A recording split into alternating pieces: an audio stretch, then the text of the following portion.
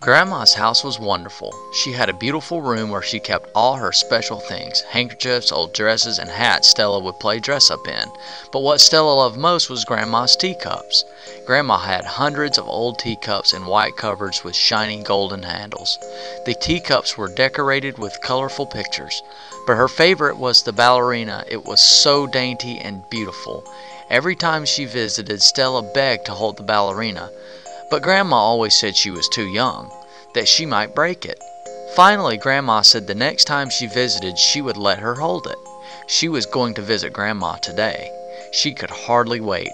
When she arrived, Stella jumped out of the car and ran up the steps into Grandma's waiting arms.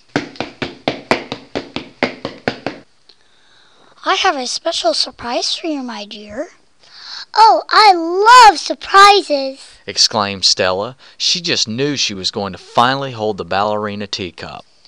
Well, I was cleaning the attic and found a trunk of old clothes. I thought you might like to play dress-up. Stella didn't want to hurt Grandma's feelings. Maybe she forgot her promise about the teacup.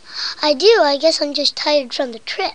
Well, you will feel much better tomorrow after a good night's sleep. She was so disappointed that Grandma had forgotten her promise. She had been looking forward to this trip all year, and now that she was here, she was not going to get to hold the ballerina. Stella, would you like to walk to Miss Thompson's store with me? No, thank you. I'll stay here. Okay, I'll be right back. I'm a big girl now. I could hold teacups and not break them, said Stella to herself. So she ran upstairs and took out the ballerina teacup.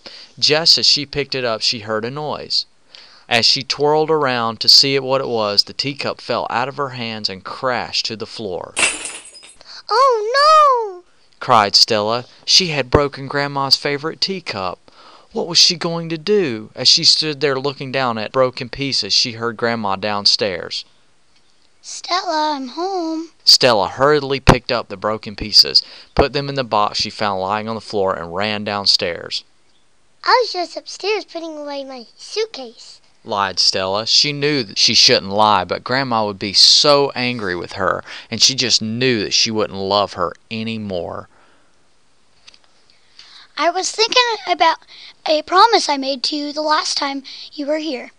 I think it's time you get to hold the teacups, said Grandma, as she smiled at Stella. That's okay, Grandma. I can look at them in the cabinet. I wouldn't want to drop one and break it. No, a promise is a promise. We will look at them tomorrow. The next morning after breakfast, Grandma said, Well, let's go look at those teacups. Maybe Grandma wouldn't see the missing ballerina teacup. After all, it was in the back of the cupboard, and she would just get one from the front, and she would never know. Grandma opened the cupboard. My goodness, I know it was here. I can't seem to find the ballerina teacup. Oh, Grandma, I'm so sorry. Please don't hate me. I thought you forgot your promise, so I got it out myself, but I heard a noise, and I dropped the teacup and broke it. She sobbed as she went to get the broken pieces, but the box was empty. Stella, come here. I could never hate you. I love you. Even after what I've done? Even after what you've done. But I hope you learned a lesson. Oh, I have. I was disobedient and I lied to you. I should have listened to you when you told me not to touch the teacup. You were right. Yes, you were disobedient, but I know you are sorry and you won't disobey me anymore. I promise, Grandma, said Stella. Oh, look what we have here, Grandma said as she turned back to the cupboard.